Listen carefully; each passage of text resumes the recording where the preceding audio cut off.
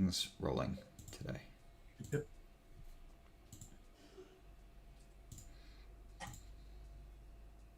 Wow, that was quick. Looks like we're live already. Do you want to just double check that we don't have any audio, visual errors as usual? I normally manage to screw something up. Yeah, no, everything going through. I can hear you at least. So I'm assuming that I'll be able to hear me. I hope so. It's a little bit delayed. That's cool. All right then. So, welcome everyone to Cardano 720, where we drunkenly speak regarding Cardano 360 and otherwise. My name is Alex of NASEC Stake Pool, and this is the lovely lead time null of NANI Stake Pool. Hey guys. Happy 720. Happy 720 indeed. Day before Halloween. And on theme, I am drinking this afternoon. I've been drinking since midday, hence the blush and the craziness. I've actually just come from an Oktoberfest because, you know, who needs to party all afternoon when you can come home and talk about Cardano, right? But yeah, I'm drinking tequila this afternoon. Oh, good man. Why is it blue? Because there's blue food coloring in it. Because my partner demanded, it's like a twinkle or something. I don't know. It sounded incredibly camp, and instantly I was like, "That's what I need to be drinking." What about yourself? Well, I'm settling with a good classic gin and tonic, bit of cucumber rind. Very nice. What gin are you drinking? I have been such a fan of gins for the last couple of years. I'm drinking Danica gin. I haven't tried it. Not sponsored. No, it's great. It's great. It's made from rose petals and botanical things. Very nice. Well, perfect for getting shit faced on a yeah, exactly. So shall we just jump straight into Cardano 360 then, and what's been going on? Let's have at it. Nice. So I don't know about you, but for me personally, the first 10 minutes of this Cardano 360, their little recap of the summit, where they just had people saying some buzzwords and like, oh, you know, we're the future. Great. The first 10 minutes to me were completely awash. They were just IOG advertising. Well, so my TLDR of the entire 360 this month was pretty thin. Yep. It was a lot of fluff, but I'm extremely excited about it. So I think you might appreciate that little spin. I mean, yeah. Let's focus on the first bit with like the first 10 minutes, because that was an absolute fluff show. Yeah. They got up the lip gloss and just had at it for the first 10 minutes. Yeah. So what's happened since then is that, like, after the summit and after Goguen, the team has very obviously taken a well-deserved break. We know for a fact that Charles went on a long vacation. Mm-hmm. And nothing's really come out with it. And so to me, it looks like they're coming in now swinging, because they have so many partnerships that are in, they have so many deals and developments, and traction is started to happen.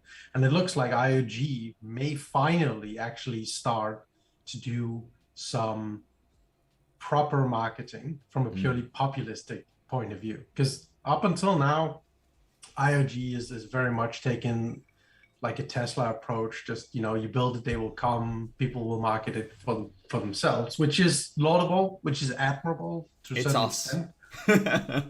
Yeah, but like, we also got to ask ourselves, like, where do we want to be? Because if we want to be a worldwide infrastructure, we're not going to get there by resting on our laurels of integrity, high mighty tech solutions. We're going to need to get into the bit boy of it all. We're going to need to get a little bit dressed up and put on the rouge and do a little bit of a show. So I for one, I welcome that approach from IOG. It's not as hollow as I feel it is with most other companies, because, well, we already know that they're standing on firm ground here. We already know that they have really great technical solutions, and while they're not perfect, I think that they're doing a bang up job. So my general impression, I'm going to be saying this about a lot of the pieces, is that, wow, what a bunch of fluff, but all right, that's pretty good. I mean, I'm excited to see where they're going to go with that. Yeah. Because every time that they keep repeating things like their Chainlink partnership or the government deals and whatever, they're setting themselves up to follow through on that, because historically they have not been talking about anything less they are pretty close of having something demonstrable to show for it. Yes. Apart from the New Balance deal, which never went through, but we don't talk about that. We just go silent. That's true. But, I mean, you're absolutely right. And something I'd just like to point out is I mock them. It is fluff. You mock them. It is fluff. But they did come out and say, we are light on the ground this month. There's not as much to say. We did give as much as we could during the summit. And I think Tim Harrison, the head of marketing over there, literally said, like, we are light on the ground this month for 360. And, you know, fair dues. We can't be announcing a new government deal every month unless, well, by that point, I expect I'm retired. So moving past the summation that they did, there's some Plutus developers talking about things. That was yes, the Capstone Projects, I believe they were called. So I'm curious to hear, what do you have to say about that? Well, okay, so I was interested, and I was like, okay, they're light projects. They're not the next Facebook. They're interesting. They're people finding small hello world, bit further than that, uses for smart contracts, which I like. Any actual development makes me incredibly happy, because we start small and we'll get bigger and we'll find those niche uses. But here's my but. I was intrigued enough, because like I say, like this actually matters to me. This is the meat of Cardano. You know, if we've got smart contracts, we're going to start winning, because the truth is that Ethereum cannot compete with Cardano's smart contracts. So when I was looking at it, I said, okay, these projects are out there. So I scrolled down to the YouTube description and I said, where are these projects linked? Couldn't find any. Then I was looking into Titan C. He was the creator of the transaction editor smart contract thing that existed out there. Because to be honest with you, that smart contract didn't sound very smart contracty. It was literally, he was saying that, you know, we need to be able to, as stake pool operators, build specific types of transactions and things. And I thought, well, what's that got to do with Plutus, really? Not a lot, because you and I have been building transactions in the CLI for months, years in my case now, or year in this case, in my case. But I wanted to look into it, and I wanted to look, okay, so let's try and understand more as to what's going on with the Plutus side of things. And the truth is, throughout all of my Googling, throughout all of my GitHubbing, throughout searching the YouTube description, supposedly this is an open source piece of code. I couldn't find it anywhere. I just couldn't find it. And then I thought, well, that's strange. And I looked into the piggy bank and the win-win mediation smart contract, both of which are supposed to be out open sourced. Now, I hope this says more about my Googling capabilities than anything else, but I was not able to find them, which made me confused. Like, they need to start referencing their sources. If they want to prove that they're not a ghost chain, Cardano that is, IOG, whoever, then we need to like point and say like, this is a smart contract that's running and is available, and here's the source code, etc. So that really perturbed me. I like to see the evidence. I like to see the hard cold facts. I couldn't find it, so I couldn't look for it on chain, so I couldn't see how many people are using these smart contracts.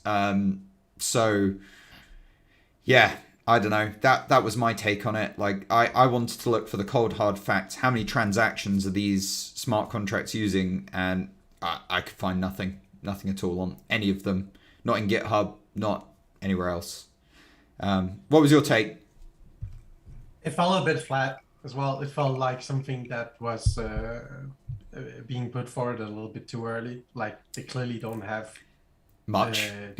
much interesting to show forward. I would much rather wait Yeah. to your point until there's something more substantial to be referred to. Yeah. Or if they do have that, well, then to your point, show it. Mm-hmm. Like, right, this is the public blockchain. You and I, as people who are capable, should be able to go and look and be like, oh, look, there's people starting to use these contracts. There's those fees that these contracts are generating. And then I want to start extrapolating how rich I'm going to get from the fees that these people are generating. But no, the truth is that these were kind of like computer science, like, I don't know, young person projects that didn't seem all that amazing to me. And I hope I'm wrong, but when we can't even find the evidence to like point at the blockchain and say, look, these are the transactions that these people are using live on chain, there's no substance there. And that's a problem. I agree. Plutus and of course, infamously with the EUTXO model, is harder to develop on than any of the other blockchains where people with smart contract experience will cut their teeth. And so quite predictably, we have always known that it's going to take some time to reinvent the simple wheels that people are taking for granted in other places. And that's a feature, it's not a bug, because the infrastructure and the network protocol will allow for us to take things for granted, like security and other things that we will never have to deal with, that has lost hundreds of millions of dollars other places. So no, that's right. That's absolutely right. It did feel like it was a premature look into something that was being presented as if they'd accomplished something, which they very clearly has not really done yet.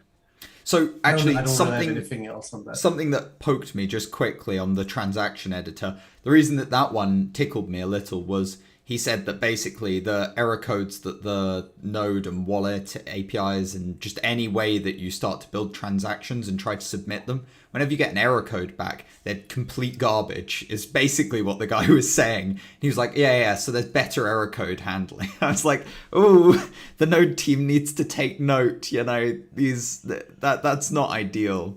And I don't know if you've ever dealt with any Cardano CLI transaction errors before, but they can be nasty to try and figure out, like, what the hell is this telling me? Yeah, because they change everything around every once in a while without really making that clear in the release notes. Yeah. It did have a little bit of an Ethereum vibe to it, with the whole like, well, who really needs proper error codes, because everything's just going to be working brilliantly, right? Yeah, that's it. Which feels like the antithesis of like what Cardano is really about. Yeah, totally with you. But yeah, I don't really have anything else on that. I think. Nope. Do you want to move on to the Catalyst? Let's go on to Catalyst. Sure. Yeah. So it's short and sweet for me. This was another round of fluff, but there's some really, there's some luscious things going on with that. I really enjoy hearing the metrics of this, hearing that, like, for fun's sakes, 44,500 unique wallets were registered and 200,000 votes were cast. So, like, on average, people would cast over almost 5 votes each. And the total amount of weighted ADA in the governance here was 3.5 billion ADA. Jesus. I don't remember the exact number, but I believe the last time we were just on the shy side of 1 billion. So the engagement, both in terms of the amount of people, but also the amount of ADA, is gaining traction awfully fast. And I think that this is laudable, even more so when you take into consideration how horrendously absent marketing has been for anybody that is not already paying attention to everything Cardano. So tip of the cup to Catalyst so far, and excited to see what's going to happen in Fund 7. So the thing that tickled me or interested me mostly about the Catalyst part was I think they said something like 4% of Catalyst members or people who have received funding have actually left their day jobs to go and pursue whatever it is that they're doing in relation to Cardano, which astounded me because I haven't seen any funding that makes me think, oh, I'm going to go leave my company and job behind and I'm going to go just do a Catalyst thing. Like, the funding doesn't seem that good for technical professionals to me. But what's your thoughts on that? So two things. Number one is that I'd be curious to see how exactly those statistics are made, because a significant amount of people that are working on Catalyst projects are working on many Catalyst projects. So I'd be interested in knowing whether or not they are weighing that on a per unique person or per author behind. That's an interesting way proposal. of swaying metrics. That's very interesting. Yeah. So, but the second thing is that, so I would agree, the funding is not really at a level right now where most people in at least the Western developed world would, well, you could definitely quit your day job and do this full time, but like that would hinge on you getting funding every 3 months here, which is a bit very shaky, especially as the stats show. If the people that are in there on average only throw votes on 4.5 proposals each, like you need that one to really be yours. But I think that the reason that this is possible is that a lot of the proposals that are there and are being funded are proposals that are connected to or directly servicing some other viable business. So you have SundaeSwap and Liquid Finance have had a lot of funded proposals on doing development and security checks, and I know NFT Maker attempted to do some very what should we say, hungry proposal requests to make some integrations. But so the point that I'm kind of hand-fistedly getting to is that I think like a lot of the proposals that are out there are great examples of, well, I already have this thing that I'm doing that I'm willing to be quitting my day job for. And so Catalyst funding may have made that decision easier. It may have also had absolutely no bearing on that. They may have already been able to. Yeah, and they're just grabbing a little extra cream on top of their. Exactly, which as they should do. I think that Catalyst is a super awesome initiative where. This is how you want governance to be. That people elect where they want to put their money. And I think that broadly speaking, people are extremely responsible as far as what they're voting for and against and what they think is feasible funding amounts and what is just greed and opportunism. No, I completely agree. And like I've said before, so I'm not going to harp on it too much, I do believe that we should just throw our treasury money, because that's what it's there for, at projects. And I don't mind if some of it, say 80% of it, goes on bad projects, because even the 20% is going to build something tremendous because it's so much money. We control one of the biggest venture capital companies or solutions projects in the world through Catalyst. Like, it's enormous, and it's just getting bigger all the time. So yeah, totally with you. Catalyst is a great thing, but it would be nice to see some more big projects coming out, new projects, things that we're not already aware of perhaps. But I hadn't noticed that people who are in Catalyst are in Catalyst for multiple projects. I guess I'm seeing the projects more than the people behind it. So that's an interesting one to take note of, and I will certainly be looking into that. Well, a lot of them makes a lot of sense. Like one of the ones that I remember off the top of my head would be, there's been a lot of, in Fund 5, I think, there was a lot of SDKs So Right. people wanting to develop libraries, SDKs for various languages Oh, don't tell or me systems. Blockfrost was in there. I was getting yelled at by Blockfrost devs the other day. No.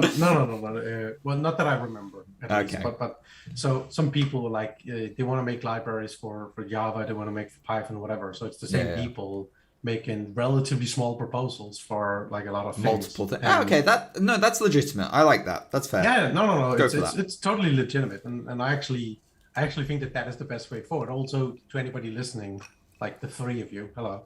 Uh, if you want to be making any proposals on Catalyst, get something funded, the best thing that you can do is to break it down into as many modules as possible, because the way that the funding is structured, it increases the chance that you're going to get funded. Also, not just mechanically, but also on the voting and sentimental political side of things, because it may be that only some of the aspects of your grand idea are something that people actually jive with. And so you want to give them an opportunity to fund you on that and say fuck no to the idiotic things that you're doing. And from a purely greedy, egotistical point of view as well, this may also be a way for you to be getting more money, because if you have to put forward a proposal that is smaller, then you have to consider whatever overhead costs you may have associated with that tiny proposal, regardless of whether or not you're going to get the other ones. And so if you get more of them funded, you may end up getting more money that you would have been able to get if you make a single small proposal. But that depends on the specifics on what you're proposing, of course, and a lot of different things. But in general, I'd say it's a great idea to break it up. It makes it a lot easier for the community to cherry pick the things that they really like that you're doing, so you don't get wavered aside because they only like half of it. Yeah. So moving on from Catalyst, what have you yet taken a look at? There's two things here: either the Cardano Stack Exchange or the Cardano Discord, the IOHK official Cardano Discord. Not really. Either I mean, or. I'm there, but it's very noisy. It's so noisy. Oh my god. I wish they'd shut up a little. They need to learn that at everybody is not okay to use on a daily basis. Stop that. Well, and especially if you're on multiple of the Discord servers and you're following them on Twitter, you know you're gonna get absolute nightmare. You see one notification and you know you're gonna get like 8 different messages saying the same Telegram, thing on platforms. Discord, Twitter. It just, the list rattles on. Your phone vibrates for 6 minutes because of just IOG announcing. Okay, here's a weird one. 360 aside for 1 second. What was with that update they announced for version 131? They were like, yeah, the blockchain's now on version 130.1. What? How can you tell that? They actually have no ability to tell that. They were saying that this many blocks are produced by version 130.1, and it was still only 90%, which means 1 in 10 people producing blocks had yet to upgrade. Absolutely bizarre. Don't know what they were doing announcing that celebration of an upgrade. They couldn't even tell for sure. That was just weird. I found that really bizarre. I think the marketing people got a little bit drunk and took the car keys. Yeah, that's it. Yeah, I think you're right. Spot on. All right, we'll leave the marketing people. They've got their jobs to do. That's fair. So, the Cardano Discord, the reason I bring this one up is because there's now a job board announced during 360 within Cardano 360, or within the Cardano IOG Discord channel. Hey, RV64, thanks for joining, man. Nice to see you. That is a true member of decentralization, by the way. We like to see it. Oh, cool. But the job board in Discord. So I scrolled through it. I actually took the time to scroll through every job listing. And I can tell you that there are 2 jobs or 2 job types listed within the Discord. One is a web developer, TypeScript developer.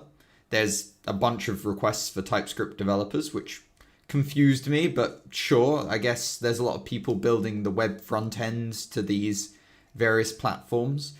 And 2 it's a back-end developer. And both of these things relate only to NFT marketplaces. If that job board is anything to go by, there are going to be at least 30 or 40 Cardano NFT marketplaces in the future because everyone is building one. That's what all the job postings were for. Engineers to build NFT marketplaces. And that's it. So what do you think of that? Do you think that we've got space for, I mean, you know, there's Amazon and then there's a million other stores on the internet. Are we going to have 30, 40, 50, 100, 1,000 NFT marketplaces? No. No, you don't reckon? No, absolutely not. Because, like, I think Steve Jobs famously put it that you need to start with the customer experience and then you work your way back towards like how you build that. Yeah. The customer experience, the desired customer experience is never going to be, here are the 30 different places I need to look if I want to figure out what I'm selling or buying my NFTs at. So even if you technically end up having 30 different places, that just opens up the market for having one abstraction layer hub that gathers everything. And so you end up really having one place still, but a lot of cruff and middlemen to have the beaks wet. It's really great to see that there's like 30 different cropping up because, I mean, I love me some good old Darwinism. So, you know, let the blood flow and we're going to see the strongest ones prevail. That's the absolutely best way to, that is capitalism. The best person's gonna win in the end, or at least the most profitable. I'm absolutely. It's really great to see all of that going forward. Though, like CNFT.io has done a pretty good job so far, being like a trusted third-party mediator platform. I know that it's not a cakewalk making smart contracts and Plutos and all of that jazz, but I do feel that like a simple one-to-one exchange is arguably, if not the simplest, then one of the simplest smart contracts that you could make. And the fact that CNFT.io hasn't come out with one, I think is going to be their undoing. Eventually, I'm confident that they will have something out, but the fact that they weren't on the test nets, they weren't getting that ready, they didn't get that out, if not on the day of Goguen launch, then how long has it been now? It's been 1.5 months. We're actually 1.5 months post smart contracts on Cardano. I was expecting to see a bit more by now. And like you say, CNFT especially. Yeah, so look at, I don't really follow it, but Spacebots, which is arguably the, if not just one of the most popular NFT projects on Cardano, has had, so they have put up smart contract exchange for their Spacebots. I'm sure they're working on making that more broad and scalable. I cannot imagine that will be difficult at all. And I think that played a large role in us seeing all-time highs being hit on NFT prices. There was some Spacebot was being sold for the equivalent of, I think it was the equivalent of $1 million, or was it 1 million ADA? But regardless, it's a stupidly high amount of money. And I think people are super excited and hungry for using smart contracts to be making these exchanges with. Not really because it's necessary, because third-party solutions like CNFT is working great and brilliantly. But people are obviously very excited to get them, and there's already people willing to spend quite an extraordinary amount of money on these NFTs using smart contracts.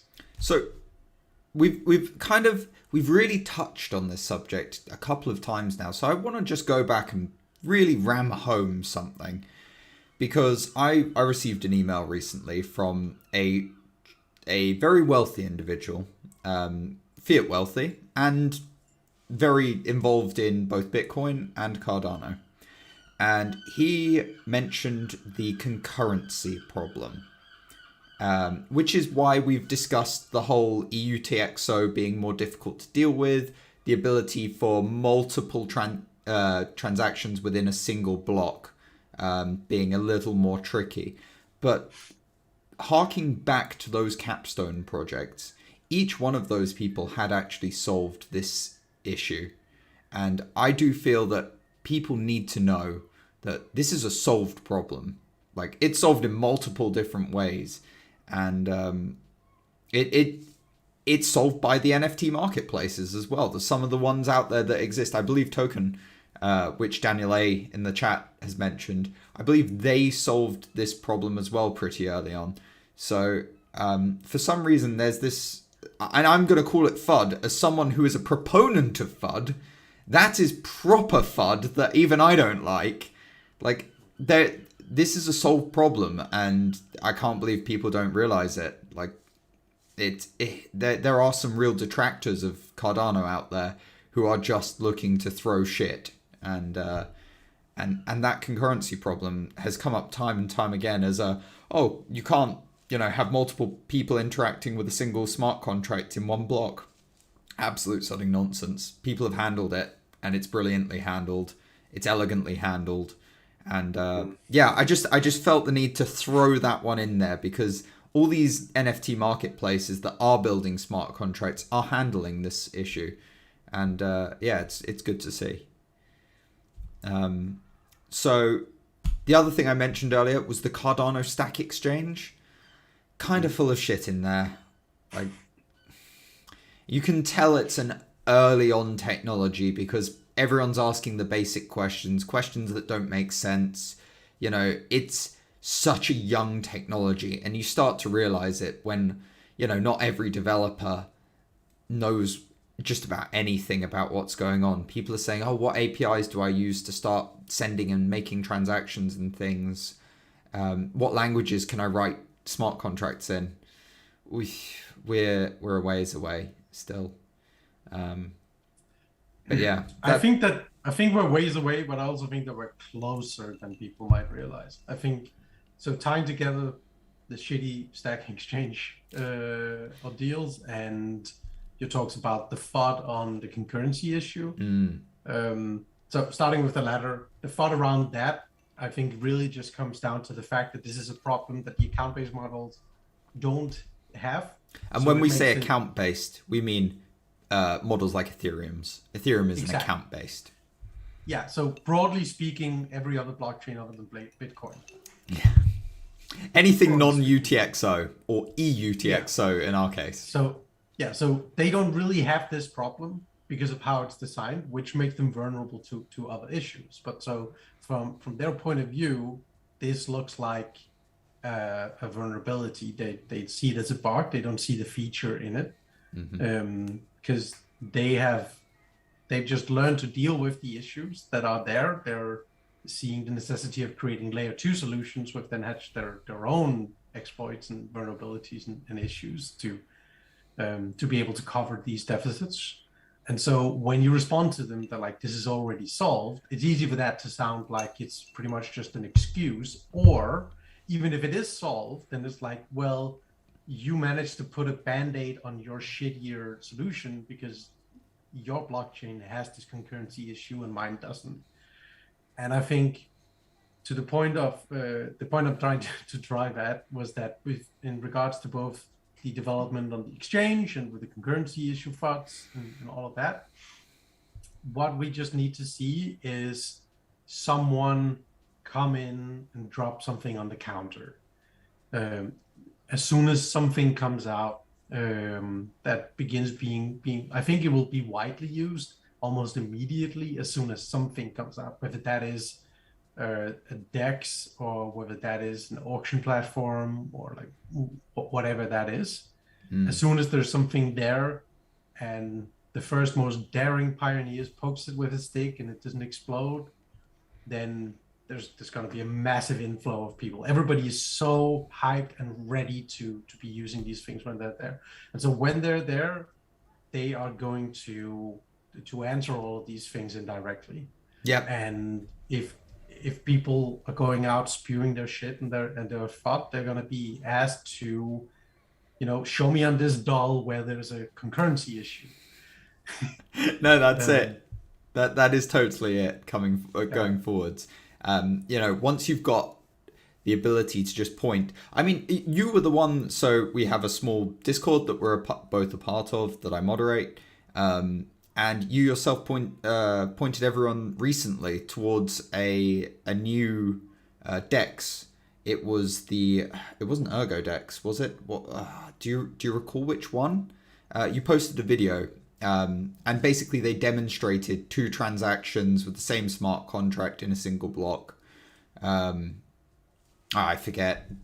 We'll I have think to. most of the dexes have actually answered on the concurrency issue Have of they? things. I know Maladex have. I know Sunday have. I think Meld have. I think it was Maladex, Um, perhaps. But it was really good to just see people really explicitly showing, like, this is not an issue. We need to move past it. But the truth is that the FUD out there sticks because it's so easy to be dismissive. It's so easy to be dismissive, and people have to want to take the time to listen and to read about things and to learn about things to say, oh no, it's a solved problem. But solved problems are, when something is truly solved in computing, that's it. You move past it. We're really sort of in this limbo state right now. So it's been a bit of a pain. it's up for the people who feel miffed about this to ignore the noise and then keep working. Well, we've got to shout about it because it's ridiculous. People need to know that it's solved. I think We do, but it's a bad strategy. It's much better to keep your head down, keep working, and then deliver. Because if you're looking at that discussion as an attack, it's an asynchronous effort. Yep. It's very cheap for you to proclaim various issues, concerns, and disabilities on the network. It's very complicated to give a satisfying answer. Yes. And so when you do produce that satisfying answer, and if that is then not accepted, the best thing you can do is to really move on. And then the best way that you can demonstrate that properly is, well, demonstrate it. So you have to provide the thing that in no uncertain terms prove that this thing is not an issue for the people who want it, who are willing to use it.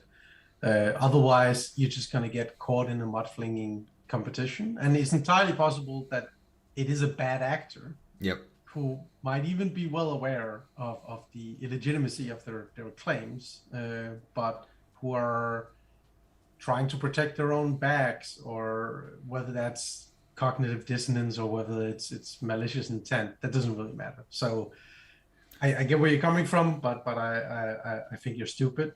And I disagree. Rightfully so. So let's move on. So speaking of dexes and all of these things, going back into the 360 of it all, they had Sunday Swap on,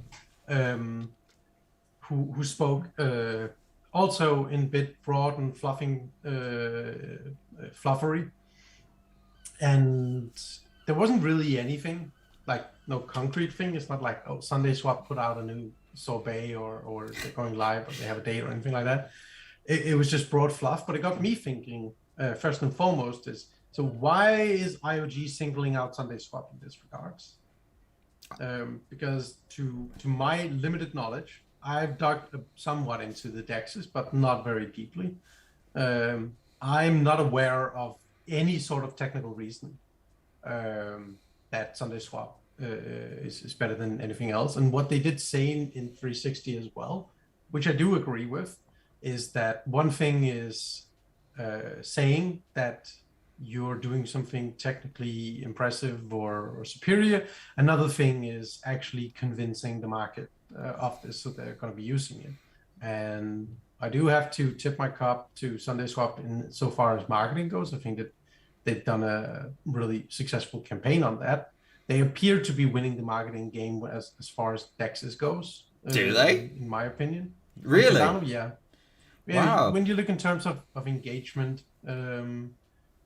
that's my broad impression. I may be very wrong on that. No, you could well be right. I just I'll come to my thoughts on that in a minute. Go on, please.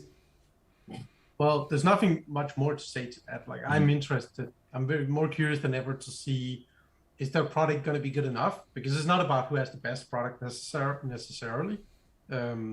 It just needs to be demonstrably good enough. And then if you're great at doing the marketing on that, then you capture everything.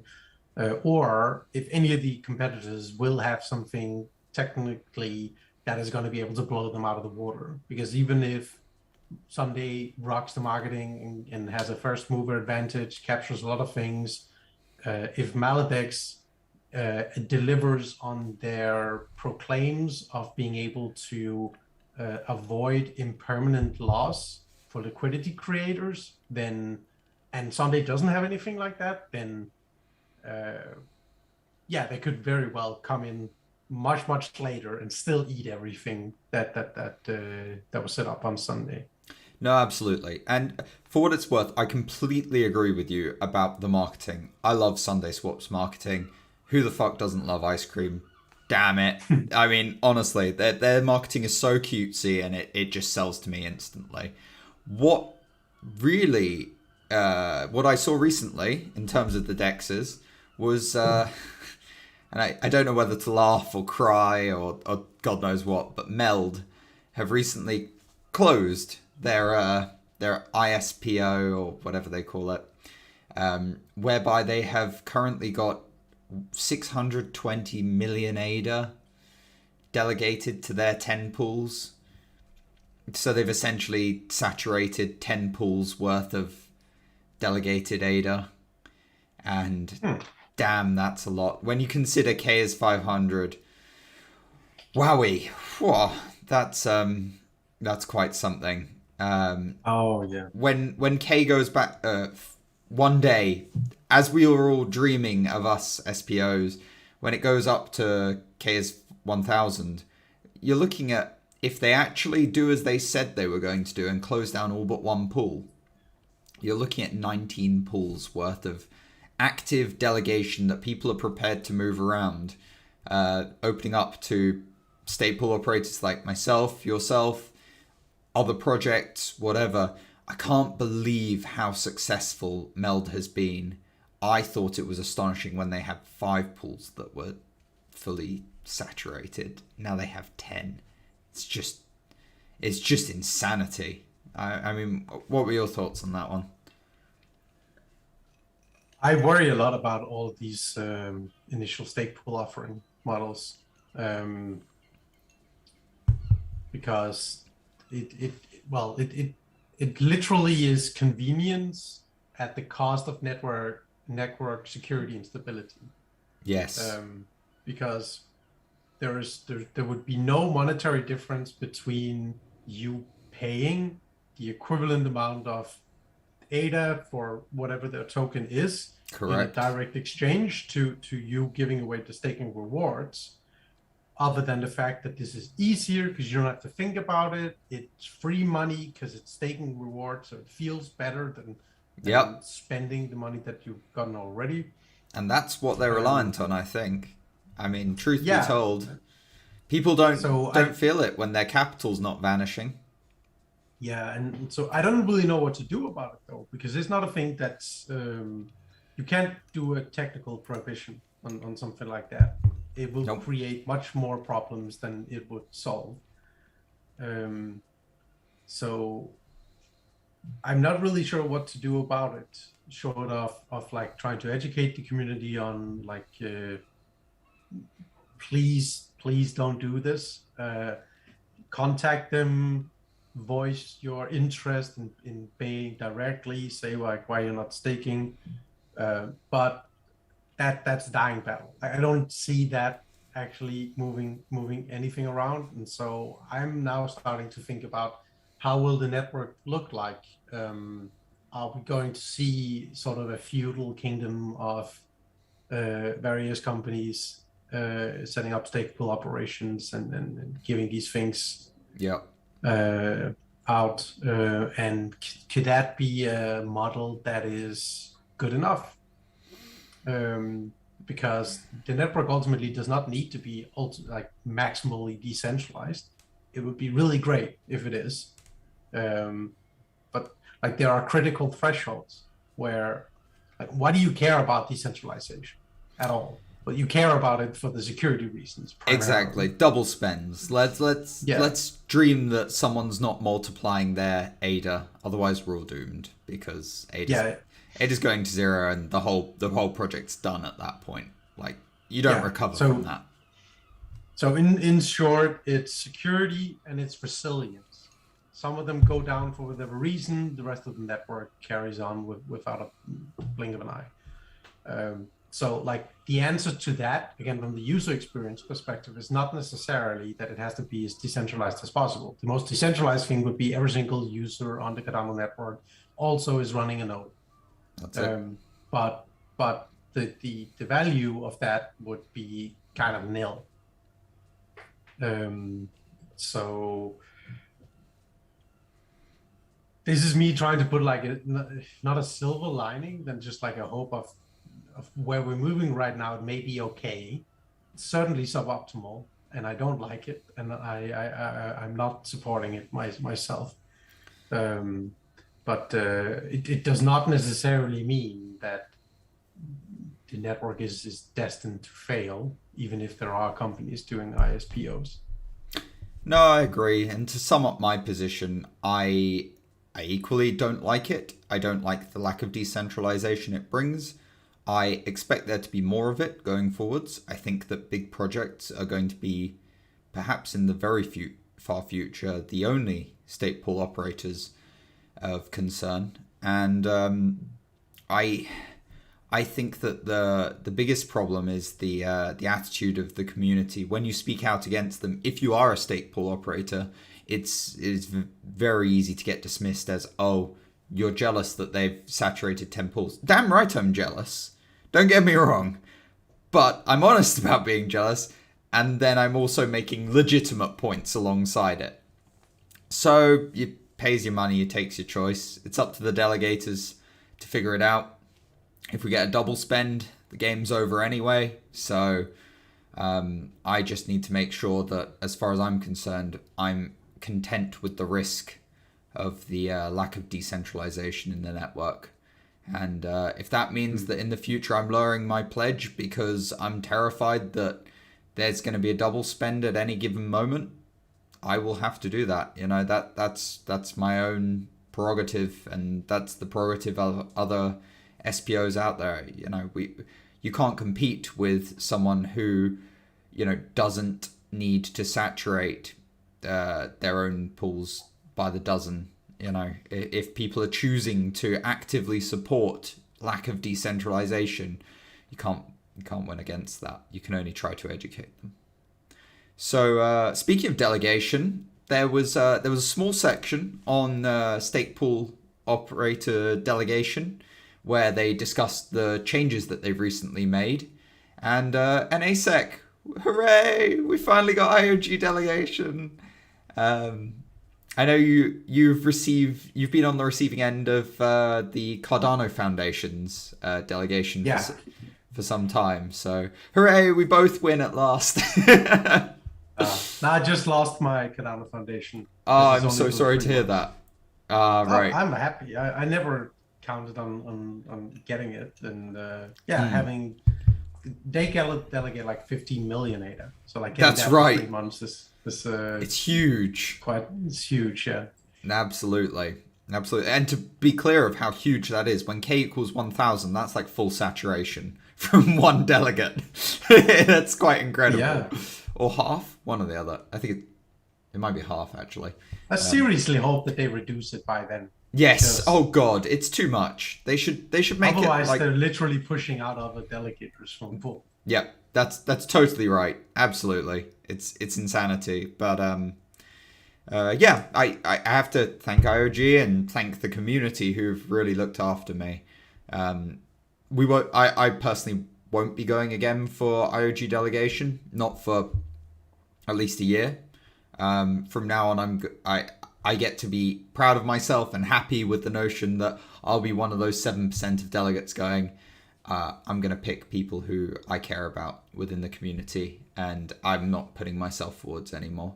I really hope that that goes well. But yeah, within the little community in which I'm active, I think we saw about four SPOs get delegation. So the new methodology was fantastic for those little community pools. People who have been really active in the community, and it's made me really, really happy, because in the past we've seen quite dodgy results. But yeah, I was happy with this round of delegation, honestly. Do you have any opinions? See what they're doing? No, I think it was a great way of doing it as well. It's not perfect, but it's way better than anything they have. I'm curious Absolutely, to see, like, it's not perfect. Going forward, they are very directly focusing on developers. Yes, they are. I'm More melds. not a big fan. No. I'm not a big fan of their approach. It feels like it's going to be more melds to me. What about yourself? I mean, that's what it sounded like. Like, we're going to support more projects. Okay, that's good. We want projects, but then why not support them more directly through Catalyst or something? Why not just give them some cash? I went through the surveys for the next one, and it is going to be specifically people that are developing tools and platforms and resources for that other people are using, which is very valuable. That does deserve to be a factor, but it is the only factor for the next round of delegation, which means that if you're doing educational videos, if you're doing community engagement in a softer sense, then you're getting casted away side. Yeah. Which arguably, I mean, it's apples and oranges, but you need both for a strong, healthy network. So that's what I was saying about this current round of delegation not being perfect. It certainly wasn't perfect. I don't think we should solely support people like myself, people who are members of the community, supporting others, doing our best. You know, I'm grateful for my delegation. I really don't want it to go away. But I don't think, and there are some members who really deserved it out there, but I do not think that going just into those community members is the right answer. You know, we need to have a little split, because it's best to support some community members, some developers, some whatevers, educators perhaps. I have an idea. Go on. So hit me with it. The idea here is, so the premise is, why are they why do we need to limit ourselves to saying that one solution needs to fit all of the delegation of the IOG or the Cardano Foundation pool here? A solution could be that a third of their delegation is reserved for the people that they would classify as builders. Another third could be earmarked for people they would classify as educators, influencers, or whatever. And the last third, straight up put that on Catalyst. Yeah. Just let the people more VC. Yeah. That is the power of Cardano. Yeah, which would allow for like the stake pool operators to like do their own little election campaigns. And I know, of course, that people that already have a platform would be at a strong advantage to be getting help for like support from theirs. And yeah, they would. So be it.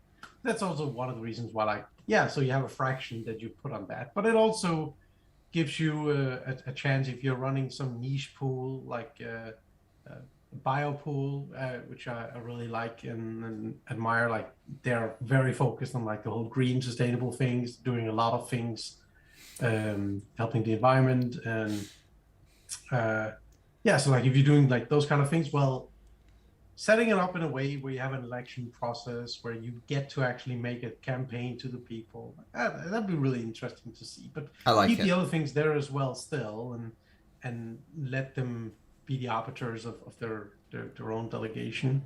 But yeah, I mean, why does it have to be one solution for everything? That's it. Going on. And one solution for 3 months. It's a long period of time, you know? Are we just gonna give up on all the creators, all of whoever for 3 months at a time? Nah, it's too much. You're right. It needs to be split. It needs to be separated, and everyone needs to be supported a little, so that they well, so that they have some reason to continue. You know, it's pretty rough out there. Actually, I think it begs the question of, well, what is the purpose here?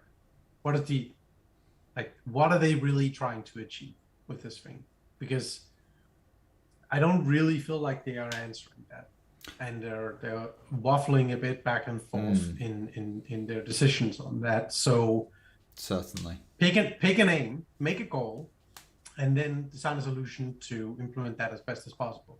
If your aim and goal is to use the IOG delegation to strengthen the network of Cardano, as broad as that statement is, well, then set some criteria of which you measure the value of the stake pool operators, and pick all of those pools and then distribute your delegation over those. And you want to have that be the largest amount as possible, but of course they need to all adhere to whatever criteria that you've set up. That would be the way that you could maximize the increased security of the Cardano network as a whole. And then you don't want to redelegate just to redelegate. You could have reassessments of all the stake pool operations in that. And you don't necessarily need to do that every 3 months because it's a lot of work. Could be every 3 months, but it could also be at a rare interval, because it may take a lot of work to actually, depending on how much criteria they have on, are you in a pool operation that we think is worthy supporting it is, because ideally every single pool operation on the Cardano is completely pristine, and like you want to support that. And so if that was the case, well, then you just spread your delegation out as evenly as possible, saturation wise, but that's not the case. So yeah, I'd be very curious in actually seeing a little bit more mission-driven delegation from them. Having said all of that, I do think the libertarian in me do feel like it's necessary for some people to get a bit of a slap and also realize that, like, so IOG, Cardano Foundation, not your mom and pop, they don't owe you shit. They're like the private businesses, and I know that one, of course, is a foundation created with the sole purpose of the development and exposure of Cardano, but they just have this copious amount of ADA because they build everything from the start. That was part of like the tokenomics of it. They took the but risk. It's not like, yeah, they took the risk and they reap the rewards. But it's not like this ADA is now earmarked to have to do what is best for the network. They just so happened, well, at least IOG, Cardano Foundation, that is a bit more earmarked, but at least with IOG, they are deciding to do this out of their own sheer goodwill. They absolutely do not have to.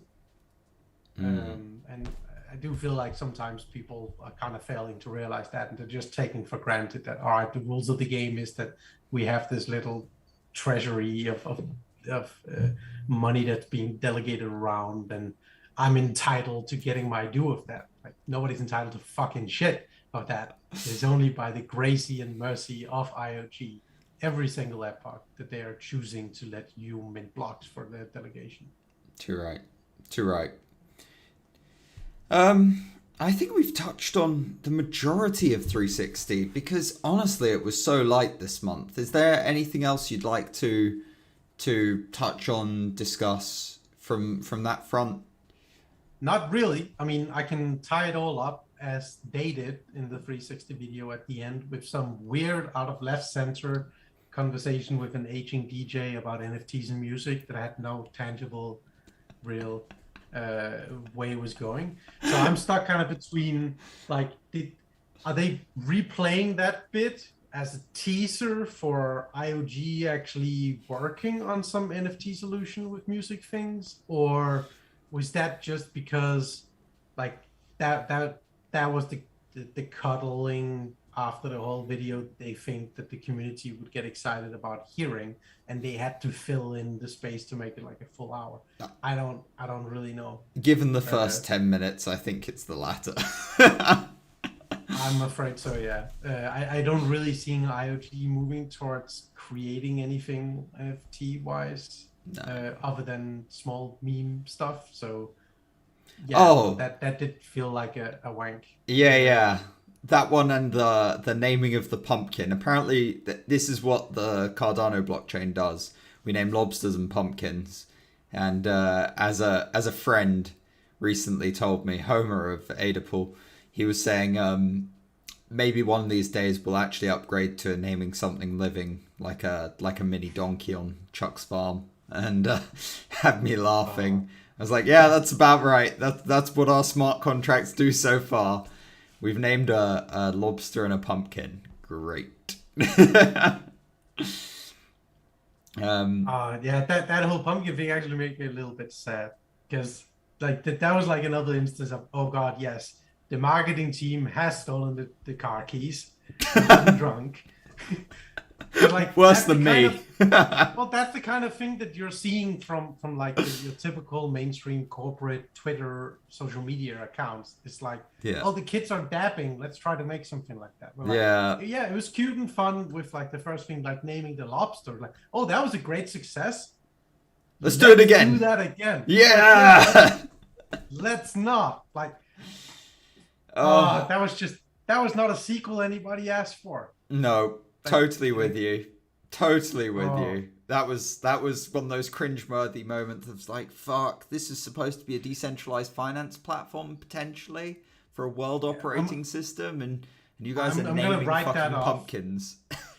I'm gonna write it off as being an exception because Charles has been on vacation, so he wasn't there to bonk them over the head with his stupid stick to like tell them like, no, don't fucking do that. No. It's like we're done. We're done. It's good. It's good. We've done it twice now. We're not gonna make Yeah. that. We're done. It's good.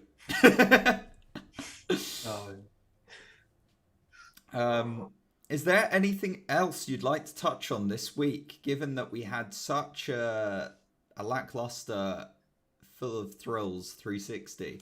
We kind of blew our load on the on the whole summit thing. Well, so what hasn't been lackluster as of late would definitely be NFT engagements. There's been so many big drops, Oh yeah. and like it's tangible. Like you can feel it in the network when some of these drops. Most recently, one I participated in myself, which are rare and few between when I actually want to bother going through buying something. Was the zombie chains event. Okay. Which, like they sold out like 10,000 NFTs in a matter of 8 hours or something like that. Bloody hell! And what were you paying for? So as the non NFT wizard in the chat, so talk to me like one of your dumb girls. What is it that the NFT zombie NFTs were selling for?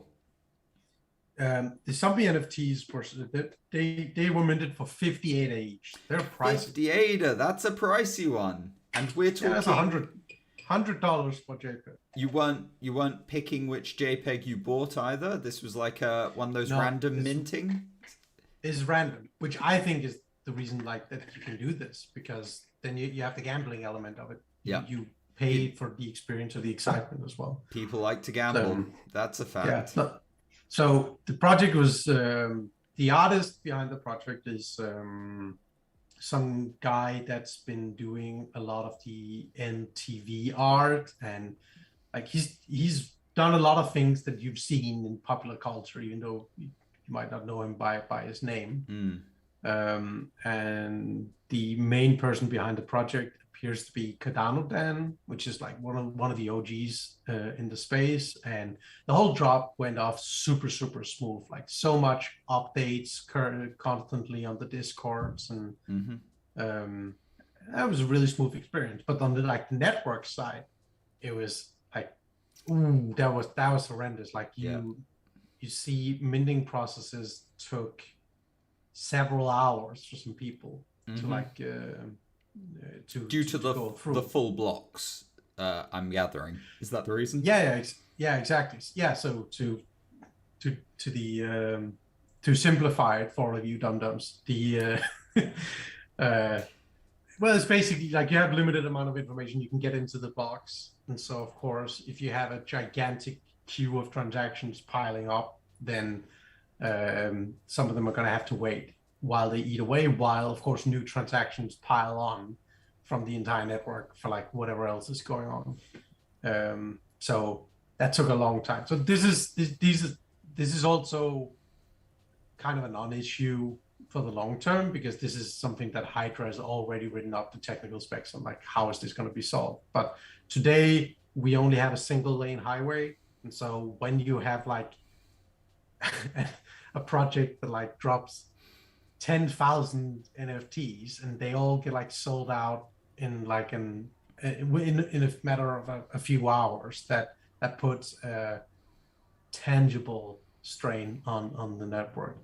Not to mention like all the trading that like came afterwards, because the project has been like a raging success so far. I mean, they sold for 50, and this is less than a week ago, maybe a couple of days ago. They minted for 50, all 10,000, and I think the floor on CNFT now is like 150. Wow.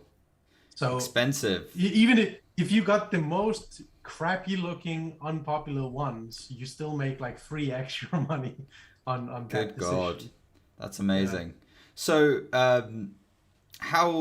So let me just get a sort of a feel for the NFTs.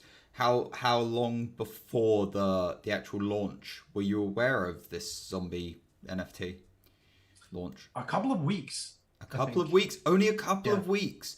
Okay, and how maybe a month. How long do you reckon they've been marketing before in total? Like, were you just late to the game? Is this something that had been marketed for 6 months beforehand? I'm really bad at estimating time passed. In that regard. So maybe it's been 2 months or something like that. But that's really impressive. Put a lot of effort in. They put a lot of effort into this. Like they've done. I haven't really seen any of it, but I've seen their tweets about it. So they've done behind the scenes with the artist video, not the artist, the artist videos. That's you, not them. That's me, yeah. Just like a lot of engagement, both before and also doing the drop now. And quite interestingly, they had initially planned on publishing the rarity details. So like what odds are these various traits on your NFTs, and they actually decided to not do that at all. Very loot boxy, very, very legal here in the EU.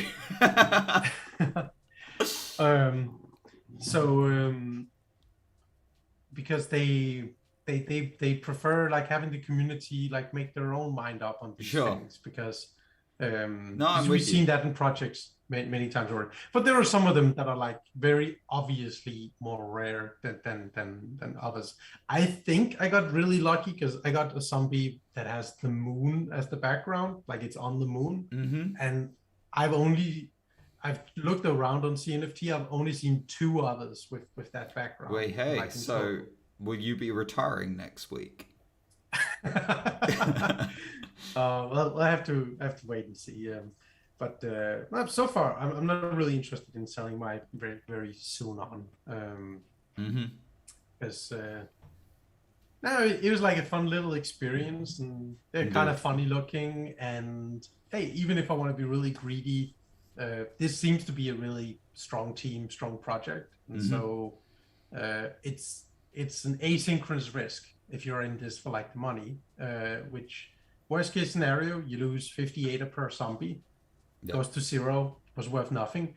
Best case scenario, you get like a CryptoPunk situation going on. Yeah, indeed. Or anything like that where, 3 years later, you can buy like a castle or something like that. I know, crazy, isn't it? This JPEG picture.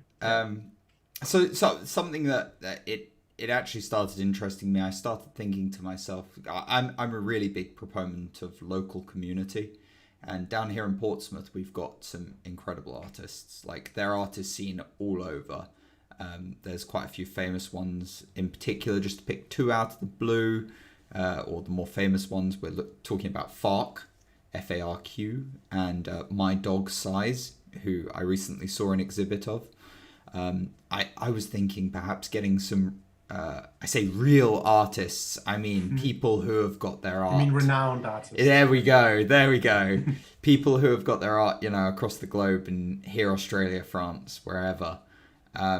It would be really interesting to start seeing some more traditional artists launching NFTs. I'm still shocked we have yet to see a Banksy, who I would have thought would have been like leading the charge here.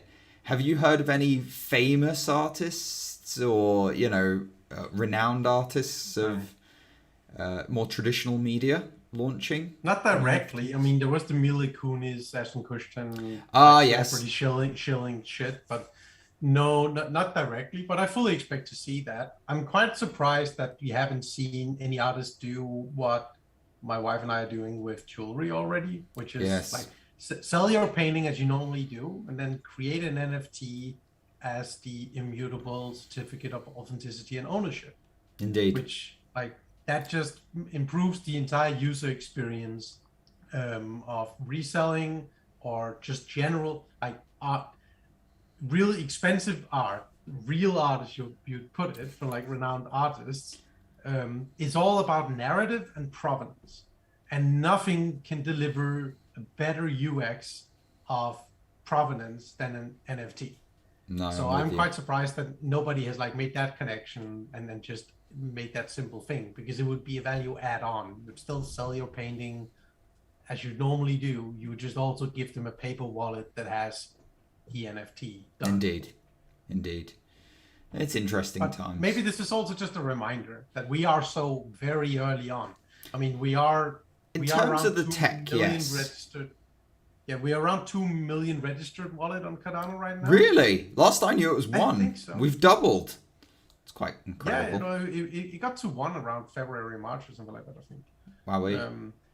Well, so it's impressive and it's a lot, but it's also not. Indeed. Sorry for rhyming. So number one thing is remembering that you could pretty safely assume that 99.9% of all people have at least 2 ADA wallets, because you have it on your exchange where you buy it, and you have it where you're pulling it out to. And even at that, many people will have more than 2 ADA wallets. I have a lot more than 2 ADA wallets. Yes. So it is a lot more interesting to look at how many wallets are delegating.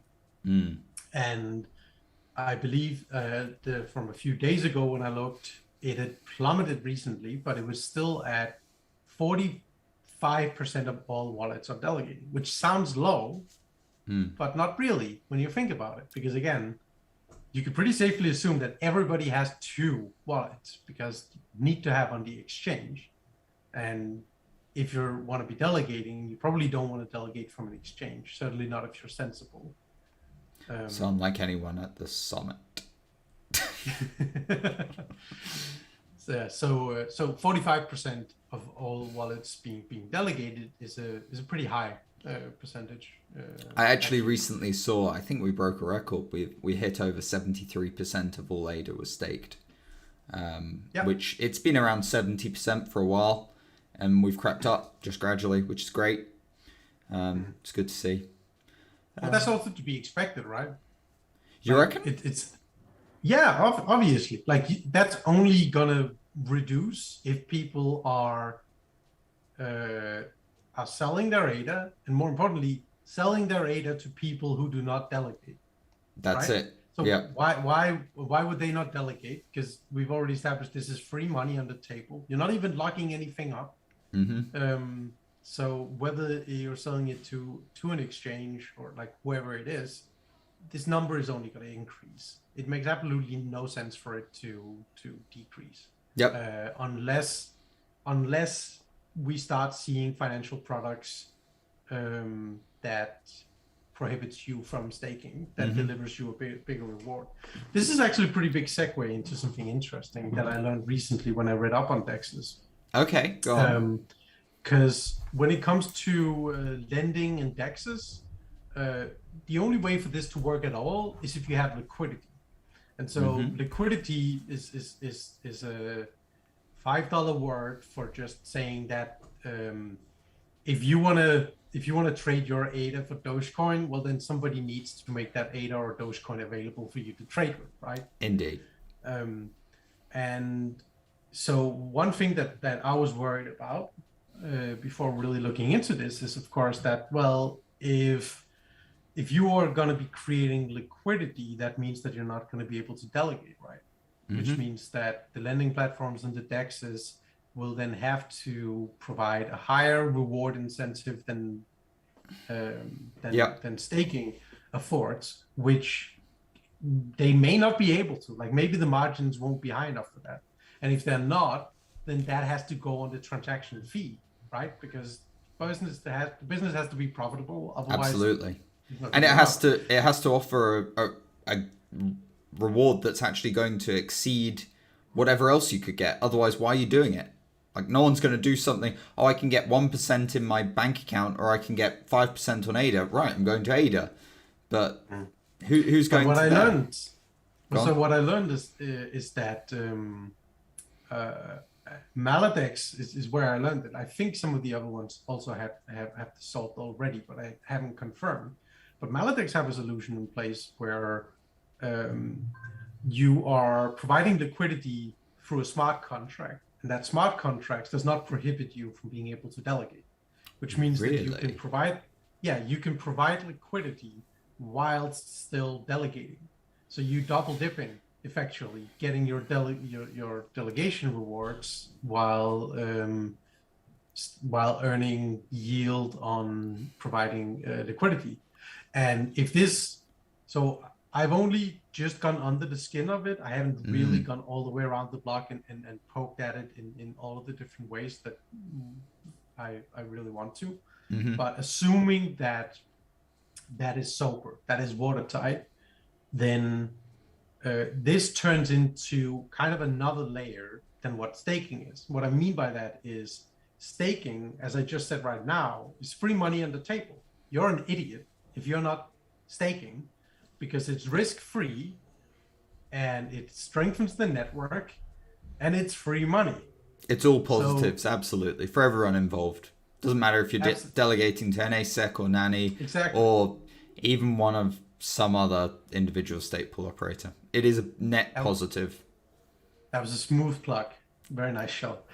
So this would be the same case where, like, if they really deliver on these promises, then if you are not planning on spending that ADA for whatever period the smart contract will require to have the actual control of it, you're an idiot for not delegating it out, because you are still delegating, which means that you're still earning money, you're not sacrificing network security, and you're earning money on the yield while providing liquidity for people that want to trade on market, which reduces cost and increases like the good user experience or all of these other finance products for everybody else in the world.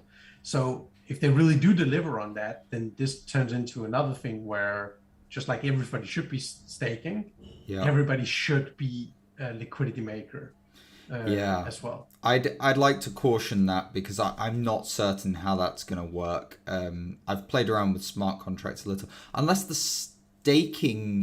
smart contract itself has a staking address, perhaps, and that all the ADA tied up in that smart contract has got an ability to be delegated to one pool, perhaps. I don't know how that's going to work. Right. So that's beneficial. That is beneficial. It's good. I guess you wouldn't, as the person who doesn't control the smart contract, you wouldn't get to say where you're staking it. But it should. That's the idea. It should be that someone's got control of that address, and that address should be staked for that script. The idea, as I understand it, is that they want to design it in a way that lets you pick that yourself. So that that's fascinating. I'll have to look into that. That is really, really interesting. that is double dipping. Essentially, you're getting twice the amount of rewards at that point, in which case it almost makes you question, like, how many SPOs are going to stick it out? That's, that's a lot of money. It might shut down the smaller SPOs who aren't making blocks yet. Because why? What do you think? Well, if you're a small SPO, you're getting a block once every now and then, and your benefit is for being an SPO is minimal. Whereas if you can get 10% yield by getting 5% from your rewards plus 5% from some sort of decentralized application, DeFi app solution, you're definitely going to be seeing massively more profits from just simply delegate or from providing liquidity and having it delegated elsewhere. But no one's like, you can set up your liquidity maker to delegate to whatever you were delegating to already. But it can't be your pledge. No, it can't be your pledge. No. And there's the rub, because I think that's where the dynamics might change. So it's an interesting one. We're really vibing on things that are not well understood at this point, I think. I'd love to use it to just quickly segue into one last topic for the evening of decreasing rewards. Everyone talks about 5-6% stake pool rewards, and no one's quite yet noticed. There was some talk about it at the summit, which made me a bit proud of those people there. But rewards have more than halved since the start of the network. A single block used to be worth when Shelley just launched 1,500 ADA. Today it's worth around about 750, give or take. That's an interesting circumstance, and we need more transactional volume to start making up the difference, because we're in that logarithmic decline right now. We're seeing massive reward drops, and I think that's going to, when people actually finally clock on that 6% is a number that was true a year ago and is no longer the case, I think that's going to make some people start to actually realize, okay, we really do need these smart contracts, we need these developers, and we need something to start happening. I read somewhere that we need something along the lines of 10 times the traffic that Ethereum has in terms of total transactional volume to hit a 6% yield off of purely fees. So we don't need that right now. We would need 5 times Ethereum's total volume to make up the difference that we're seeing now. But we do need some sort of transactions to start hitting the network soon. Otherwise, that's a really good number, actually. You reckon? Sorry to interrupt, but no, go for it. Yeah, I'm super happy to hear like that's the amount of money that would be necessary to get to that level of rewards in the transaction system. Because what's the alternative? If it was easy to get to that number, then fees are too high. Of course, that means then either fees are too high or like the rewards are too high, which means that you are incentivized to not spend your money at all, which is not good for like an economy at large. You end up with Ethereum 1.0, which is a disaster. Like you've got $13,000 gas fees to move your money around. No. So the fees wouldn't necessarily need to be too large. Of course, they would be higher. Like you would have higher fees. They wouldn't get to gas. They wouldn't need to get to gas level of like that insane amount of fees.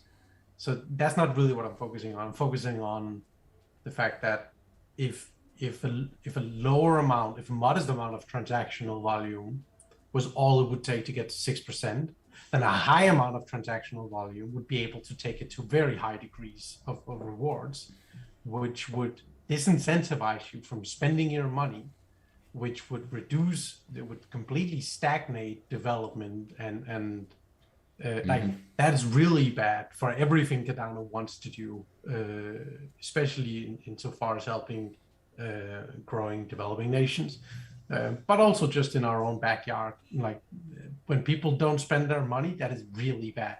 Yep. Money in motion is worth a lot more than not. So I didn't hear know the specifics of that. So that's cool. I'm happy to hear that. Like it'll take so much to get to. It's going to take a to a lot, 6% reward. which means Yeah. that we're going to have to incentivize it, and we're going to have to find projects to support that are going to generate those transactions. It's in our interest as state pool operators to be proponents of these, anything really that makes people spend their money. Yeah. Well, I'm not worried though. I mean, it'll come right now. So to those who's not in the know, the rewards from your stake pools currently comes from this egg yolk from the conception genesis of the network that is slowly being eaten up, and it will eventually go to zero. So the plan has always been that the stake pool rewards will come entirely from network transaction fees. When the lights gets turned on, the party's pumping, and millions of things are going on the network. And so where the decline of the rewards is exponential declining curve. And so we're fairly far down that already, which is why, as you put it, like we're already down by 50% of like where we started originally. And I believe last time I looked at it, we're going to have like a plateauing around 550 to 500. Like that is going to last for several years. That's interesting to know. As far as I remember, like that is going to last, I think, several years for it to work its way there. So it has fallen quite steeply, while on the transaction side, it has not increased to the same extent yet. That is still yet to come because we don't have the DEXs working. We don't have crypto kitties. We don't have all of these things alive and pumping yet, but they're in the backstage. They're getting stuff ready. And I think that they're going to be here sooner than people might expect. And one thing that I do feel is certain from everything you can see in the community right now is as soon as there is something, it is going to get swarmed. Absolutely. Yeah. When you have something as gauche, as simple as an NFT drop be completely, utterly consumed in like that short amount of time, and you have this insane high engagement with Project Catalyst that just keeps growing on the governance side. People are ready. They're champing at the bit to come in and use all of these things. So I'm not worried. I think as soon as you give them an opportunity, almost I would say an excuse to spend their ADA, they're going to do that. And when that happens, we are going to see explosion in the transaction fees, which is going to translate into block rewards. Although to your important point, they're not going to double. They're not going to that's not going to be something that is noticeable unless you take a looking glass and like go into the details of it.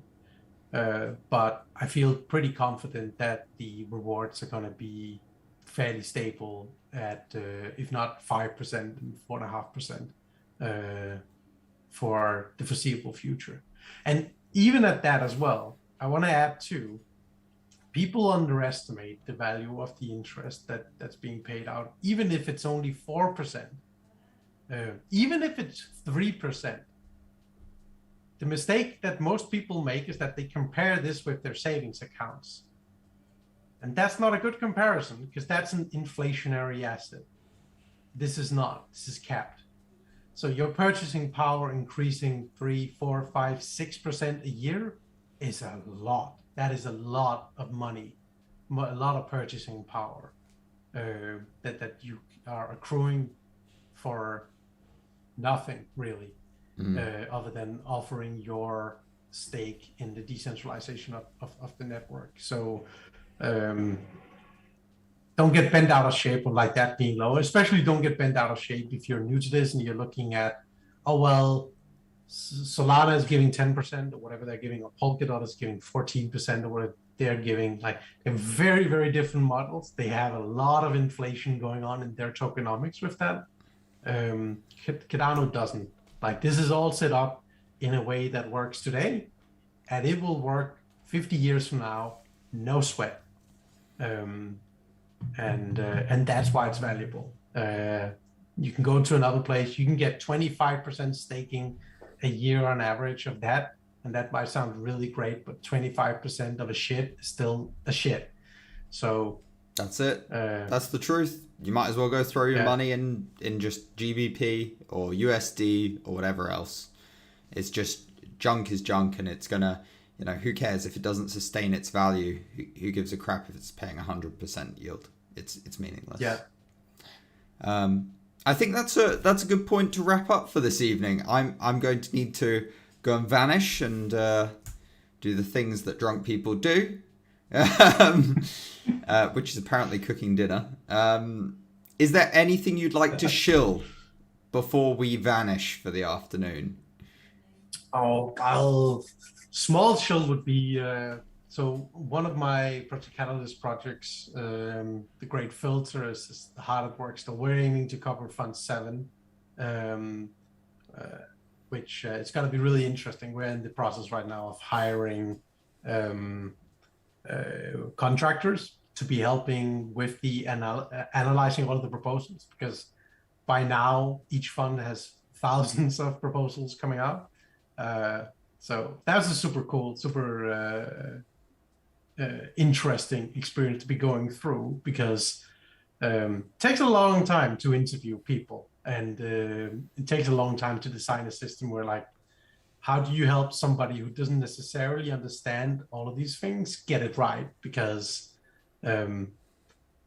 well, that's imperative. You can absolutely not have a filtering process like this and then have any mistakes going on in that. So no, that's lots of work. It's early days for yourself, isn't it? This is the first round of Project Catalyst that you'll be applying the Great Filter to, isn't it? Yes. Yeah. And that's key. I mean, the first time's always going to be the hardest, but you refine it, you get it perfect, and that's what we're really after. Myself, NASEC stake pool.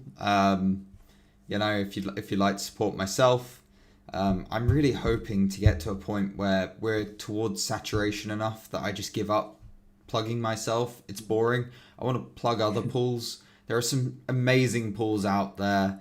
If I were to throw, and some that are closing, and it's driving me insane. I hate seeing pools closing that are run by people smarter than me.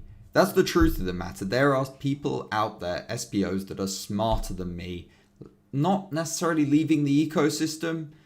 Some of them are, but they don't have the time, they don't have the ability, and I want to get to a point where I'm plugging them. So if I were to plug anyone, head on over to Coda. That's a great stake pool. They've just received IOG delegation. Dan over there is fantastic. Love him to bits. He's incredibly helpful, incredibly active on the Discord. I'll post down below. Bicep pool, fantastic community pool. I'd love to see people supporting it. Sprout, run by Alessandro, an amazing web developer, just great people. There's so many great SPOs out there, and that's what breaks my heart when we talk about people like Meld. So I hope someone, if you're not going to delegate to NASEC, consider one of those, or lead time NANI. It would be great to see people delegating to individual pool operators. Did they try making a catalyst proposal of just, I want $100,000 to buy ADA for my pledge so my pool can run sustainably? Really? Nice. Who did that? No. why I'm asking. I was like, Oh, that would be they do? brilliant. They should do a Hail Mary. I mean, before they retire their pool. Why not? That would be brilliant. I actually knew an SPO who previously had 300,000 ADA, and they ended up retiring their pool. Brilliant, Wow. brilliant pool operator. Technically marvelous, smarter than myself, and it breaks my heart to see any intelligent people leaving the ecosystem. So I really want to fight for everyone, every single one of them. But yeah, that's us. That's the 720, everyone. We've gone around and around, and that's a wrap. That's twice as good as 360, which I think this month kind of spoke for itself. All that fluff that they made. So yeah, hope you enjoyed it, and if not, we don't really care. We're doing this for ourselves. So see you guys. Bye. See you around in a month. Bye bye. All right, that's it.